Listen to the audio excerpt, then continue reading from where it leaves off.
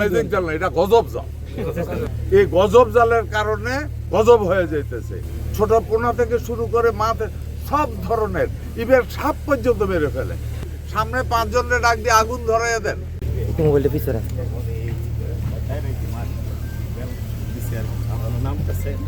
Microplastic দেখেন আমাদের দেশে এখন এটা খুঁজে পাইছে মাইক্রোপ্লাস্টিক। মাইক্রোপ্লাস্টিক বাংলাদেশের প্রবলেম না, মাইক্রোপ্লাস্টিক বিশ্ব প্রবলেম। আপনি সমুদ্রের পানিতেও সমুদ্রের মাছেও মাইক্রোপ্লাস্টিক পাওয়া যাচ্ছে। তার মানে কি, এটা একটা গ্লোবাল প্রবলেম। এটা নিয়ে বিশ্ব স্বাস্থ্য সংস্থা বলেন বা এই জাতীয় আন্তর্জাতিক সংস্থা, যেগুলি আমরা বহু আন্তর্জাতিক সংস্থার মেম্বার, আন্তর্জাতিকভাবে যে সিদ্ধান্ত আসবে ওইটাই আমরা ফলো করব। ম্যাজিক জাল না, এটা গজব জাল।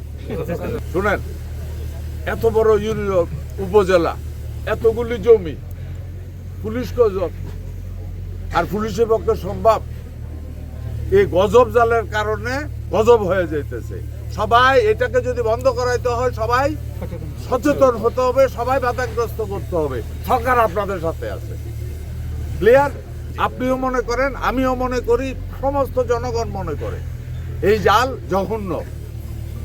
ছোট পোনা থেকে শুরু করে মাথা সব ধরনের ইভেন সাপ পর্যন্ত মেরে ফেলে। ওর ভিতরে ঢুকলে তো বেরোতে পারে না। সুতরাং আসেন সবাই মিলে এটাকে প্রতিহত করি। আপনারা এগিয়ে আসেন, সরকার আপনাদের সাথে আছে। এই জালগুলি বোধ হয় এখন আর আমদানি আমরা করতে দিচ্ছি না। মেনলি এগুলি এখানে কোথাও প্রোডাকশন হচ্ছে, আমরা খুঁজে বেড়াচ্ছি, আমরা খুঁজতেছি। এই জাল অফিসিয়ালি ইম্পোর্ট রেস্ট্রিক্টেড, টোটালি আমরা রেস্ট্রিকশন করে দিয়েছি।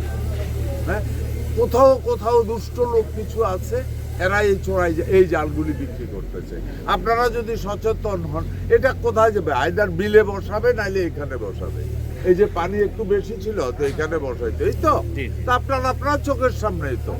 আমি আন্তা বসাই যদি, ঠুয়া বসাই যদি মাছ ধরলে আপনি জানেন, তো এত বড় ইয়ে দিয়ে বসাইলে আপনি দেখবেন না, আপনি মুখটা খোলেন না, কিরে এটা পাইলি কই?